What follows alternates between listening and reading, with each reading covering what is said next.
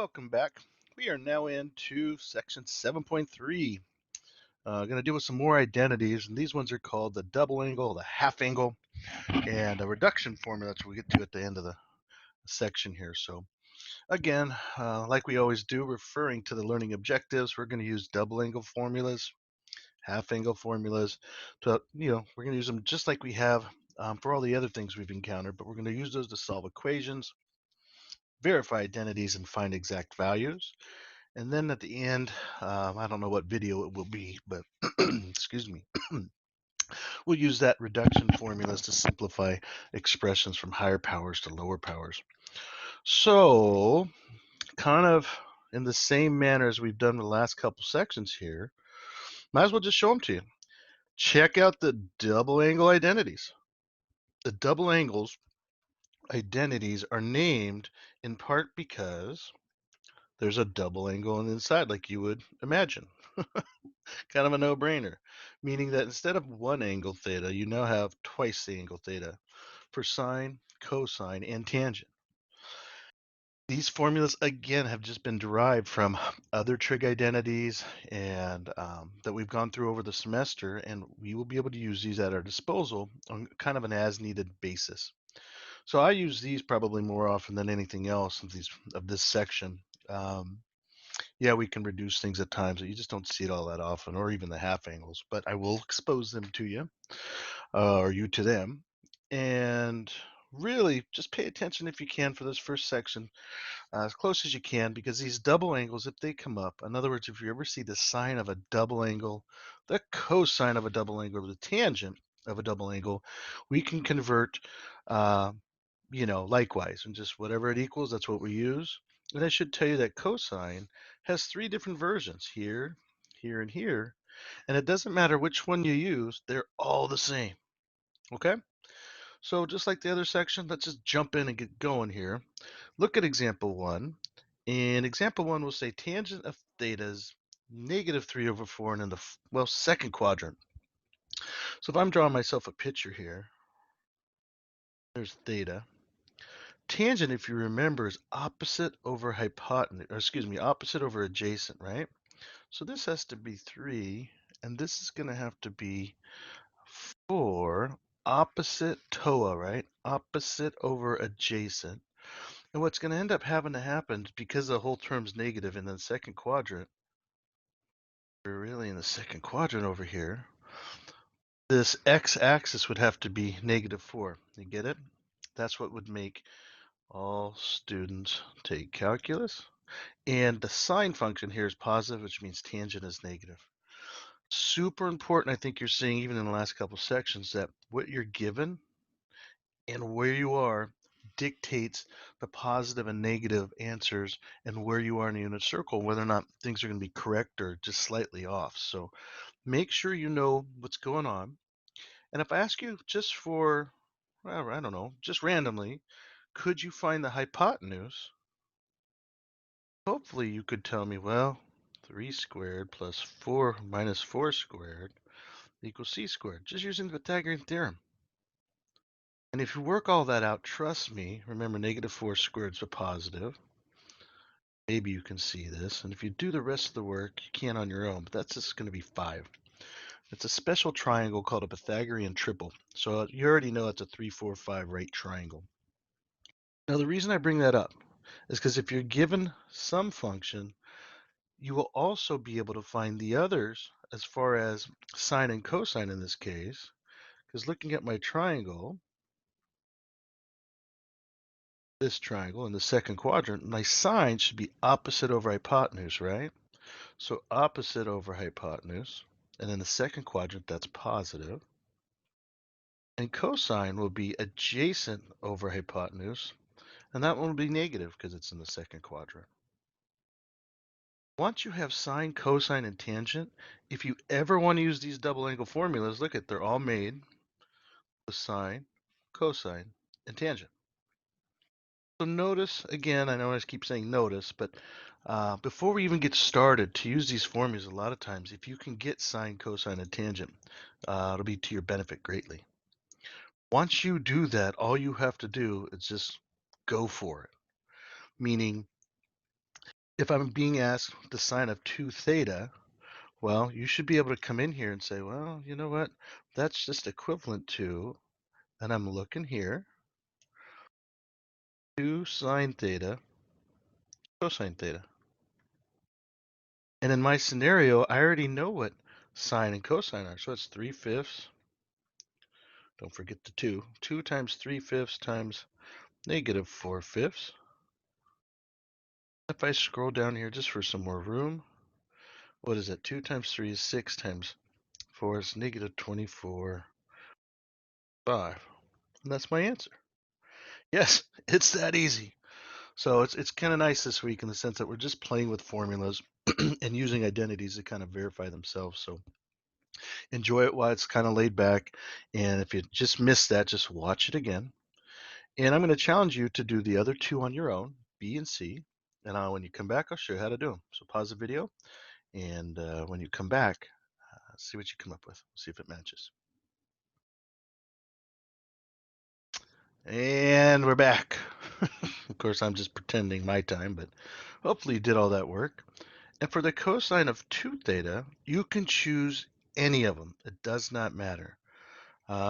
Maybe I'll choose this one this time because it's, and I challenge you to go ahead and use all three, and you'll come up with the same answer each time. But that one has the least amount of things in it. Well, the one under it too, but 1 minus 2 sine squared. So that's going to equal 1 minus 2 sine squared theta, or 1 minus 2 sine in this case. Remember, we already did it. It's 3/5. And I'm going to cheat here. I know where I'm going. Oops. Watch what happens through the magic of kind of looking ahead a little bit. I know that 5 is going to have to be a denominator, and squaring it's 25. So just to save space, I'm going to make this 1 25 over 25 minus 2 times the quantity.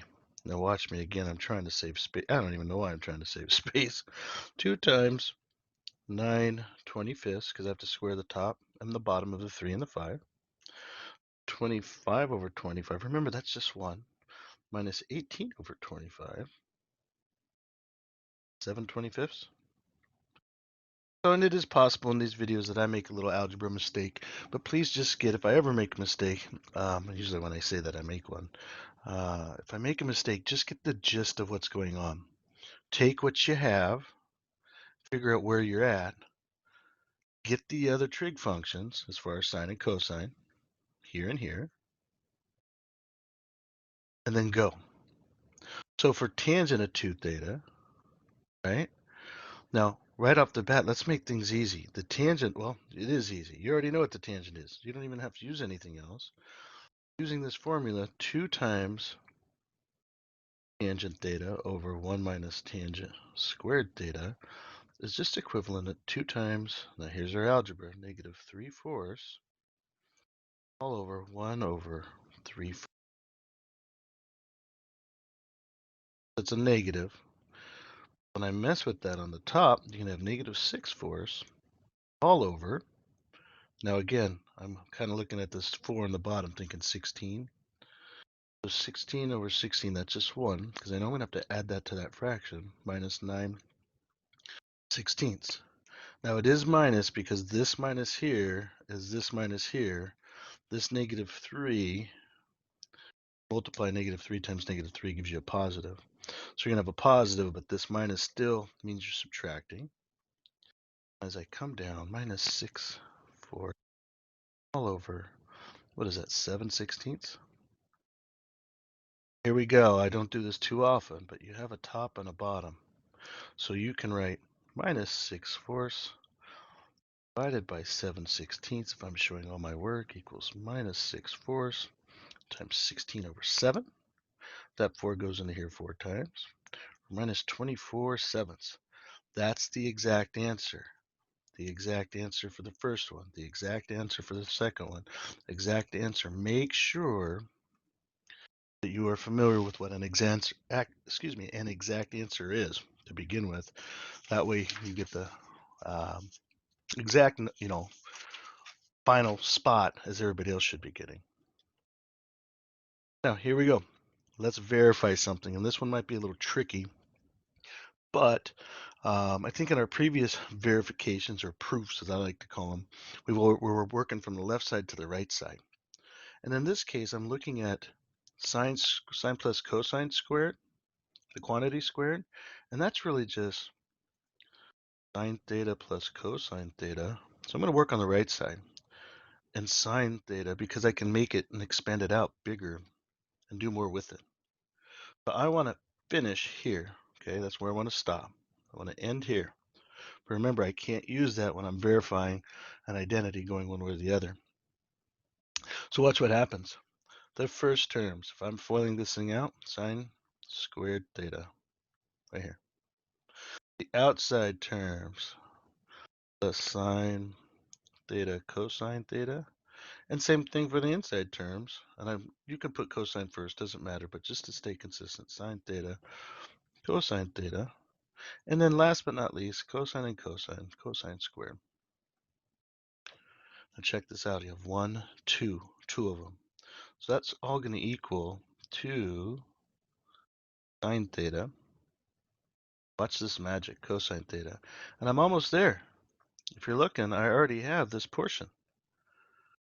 You remember this identity? I call it my all-star formula. Sine squared plus cosine squared equals 1.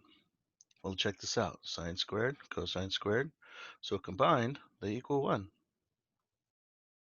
Okay, and I'm done. 2 steps. Piece of cake. Okay, try the third one, and that'll be the end of this video here. And we'll see what you come up with. Try to use obviously you're going to use the tangent function. And I'll tell you, I'm going to go against, and I don't know which way I want to do it. Notice you could go one way or the other. I'm going to start here. And as a suggestion, I'm going to tell you, go ahead and transform that right off the bat. And I believe that transformation on the left, tangent of 2 theta is equal to 2 tangent theta, if memory serves.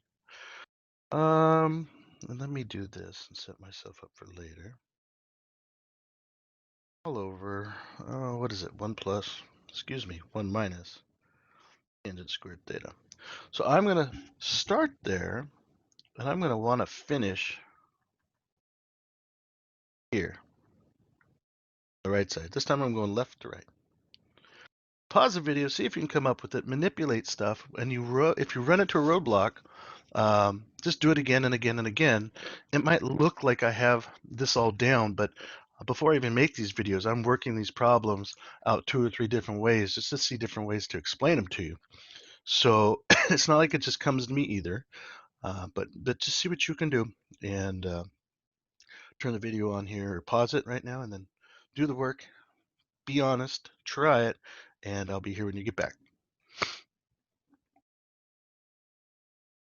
Okay, if you're back, hopefully that should have been about 5 or 10 minutes of hard work.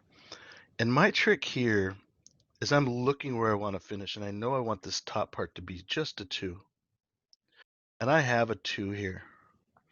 And when I first saw my prof, when I was going through this, I was like, come on, I would never think to do that.